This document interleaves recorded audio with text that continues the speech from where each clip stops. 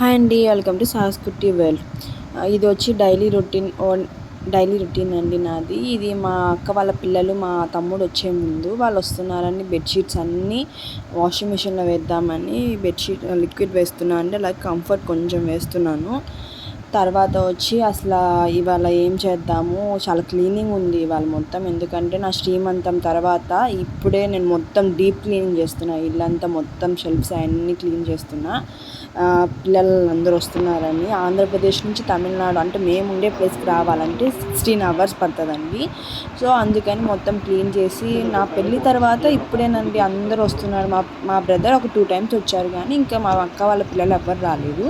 ఇప్పుడే వాళ్ళందరూ వస్తున్నారు. సో వాళ్ళందరి కోసం అన్నీ వెళ్ళి అరేంజ్ చేశాను. అట్లాగే మార్నింగ్ కొంచెం సాటర్డే నేను ఇది, సో అందుకని కొంచెం లేట్గా లేచామన్నమాట. నాతో పాటు సహర్ష్ కూడా లేట్గానే లేచారు, మా హస్బెండ్ కూడా లేట్గానే లేచారు. ఇద్దరికి వీక్ ఆఫ్ కాబట్టి.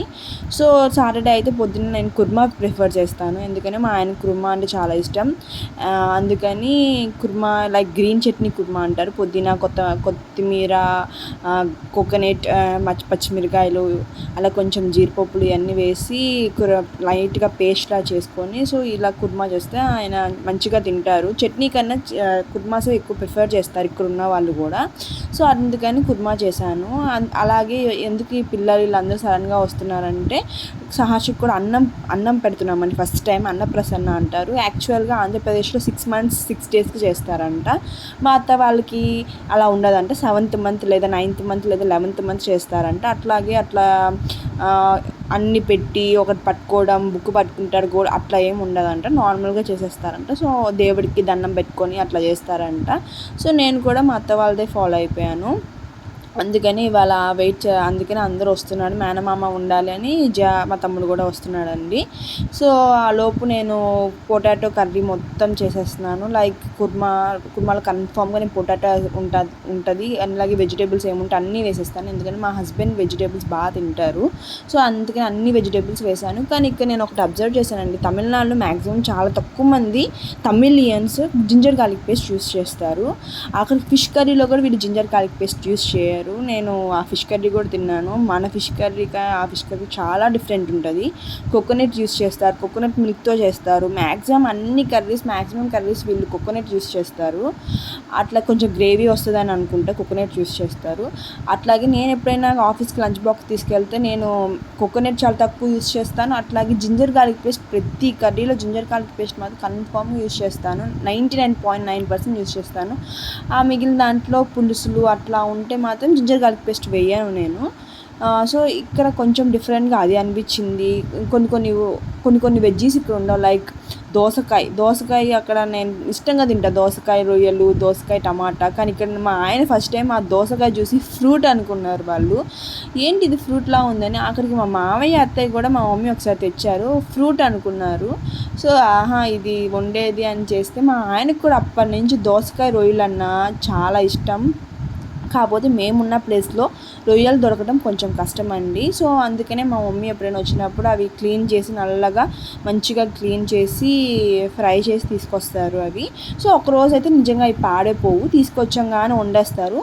ఆ లోపు వీళ్ళిద్దరు ఏం చేస్తున్నారు అని వచ్చి చూస్తే సహా షేడ్స్తే ఒళ్ళో వేసుకొని మా ఆయన వర్క్ చేసుకుంటూ తింటూ ఉన్నారు. సరే మోసంబీస్ కొంచెం ఉన్నాయి, బత్తాకాయలు అని బత్తాకాయ జ్యూస్ చేస్తున్నాను. ఎందుకంటే నాకు ఇది ప్రెగ్నెన్సీ నుంచి ఎందుకో తెలియకుండా నాకు ఇది జ్యూస్ అంటే ఇష్టం వచ్చేసింది. ఇన్స్టెంట్ ఎనర్జీ వస్తుంది ఈ జ్యూస్ తాగితే. సో మోసంబీస్ ఇంతవరకు మిక్సీలో వేసేదాన్ని, కాకపోతే ఆ సీడ్స్ కూడా నలిగిపోయి చేదుగా వచ్చేది. సో అందుకని ఇప్పటి నుంచి ఇట్లా చేస్తున్నాను. సో అది కొంచెం బాగుంటుంది అని మా హస్బెండ్ కూడా మోసంబీ జ్యూస్ తాగుతారు. సరే సాటర్డే ఇంకా ఒకేసారి లంచ్గా ప్రిపేర్ చేసేద్దామని ఈజీగా అయిపోయేది ఏంటంటే వెజిటేబుల్ బిర్యానీ. ఆ రోజు సాటర్డే నేను నాన్ వెజ్ తినను. సో అందుకని వెజిటేబుల్ బిర్యానీ దాంట్లో ఖచ్చితంగా సోంపు అని జీలకర్ర ఖచ్చితంగా వేసి చేసేస్తాను. వెజిటేబుల్స్ ఏమేమి ఉంటే అన్నీ వేసేస్తాను. So cauliflower, carrot, beans, potato అన్నీ వేసేస్తాను. కానీ ఆ రోజు క్యాలీఫ్లవర్ లేదు కాబట్టి క్యాలీఫ్లవర్ స్కిప్ చేశాను. కానీ అన్నీ ఇంకా కూరగాయలు ఏమేమి వెజిటేబుల్స్ దొరికితే అన్నీ వేసేస్తాను. మిల్ మేకర్ మాత్రం చూసి వేస్తాను. దీనికి కాంబినేషన్గా మేము సాటర్డే వస్తే ఎక్కువ మష్రూమ్స్ చేసుకుంటాం. మష్రూమ్స్ గ్రేవీలా చేసేస్తాను సింపుల్గా. నేను ఎక్కువ అది ఇది వేసి ఏం చేయనండి, సింపుల్గా చేసేస్తాను. కాకపోతే ఆ రోజు మష్రూమ్స్ ప్రతి వీక్ మష్రూమ్సే తింటున్నాం, మష్రూమ్స్ వద్దు అన్నారు మా హస్బెండ్. అట్లా పొద్దున్న చేసిన గ్రీన్ కుర్మా ఉండిపోయింది. సో దాంట్లో ఆయన అది వేసుకొని తినేసాను, నేను పెరుగు చట్నీతో తినేసాను ఆ రోజు వెజిటేబుల్ బిర్యానీ. సో పిల్లలు వస్తున్నారని చాలా అంటే చాలా నేను వెయిట్ చేస్తున్నా, వస్తున్నారు, ఎందుకంటే అన్ని డేస్ తర్వాత వాళ్ళు వస్తున్నారు. సో చక్కగా అట్లాగే మా మమ్మీ తింటాకి చాలా పంపించారంట. ఆ వీడియో కావాలంటే ఆల్రెడీ నా ఛానల్లో ఉంది, చూడండి ఏమేమి పంపించారని. అవన్నీ తీసుకోవాలి, తినాలి. ప్రాన్స్ నేను చాలా వెయిట్ చేస్తున్నా ప్రాన్స్ తినాలి అని. ఆమె అన్ని వెజిటేబుల్స్ అన్నీ పంపిస్తారు. మా మమ్మీ ఎప్పుడు ఎవరైనా ఇక్కడికి వస్తున్నారంటే అన్నీ పంపిస్తారు. అమ్మ వాళ్ళ నుంచి అత్త వాళ్ళ ఇంటికి వస్తుందంటేనే తెలుసు కదండి, అన్ని లగేజ్ ఏమేమి ఉందో టమాటోస్, ఆనియన్స్ అన్నీ పంపించేస్తారు మా మమ్మీ ఇక్కడ దొరకనట్టు. నేను ఒక్క దోసకాయ అడిగా, అమ్మ దోసకాయ దొరకదు, అది ఒక్కటి పంపించు అని. ఎందుకని నేను ఇక్కడికి వచ్చి నాకు అసలు దోసకాయ నేను చూడలే. ఇక్కడ అడిగినా కూడా వాళ్ళకి తెలియదు అంట, అది వండుకుంటారు లైక్ వెజిటేబుల్ వండుకుంటారని, దోసకాయ వండుకుంటానని నాకు తెలియదు. సో తర్వాత మా అత్తయ్య మామయ్య వచ్చినప్పుడు కూడా ఒకసారి వండి పెట్టారు మా మమ్మీ. సో అప్పటి నుంచి ఓకే ఇది కూడా వెజిటేబుల్ అని వాళ్ళు కూడా ఫిక్స్ అయ్యారు. సో తర్వాత ఇట్లాగా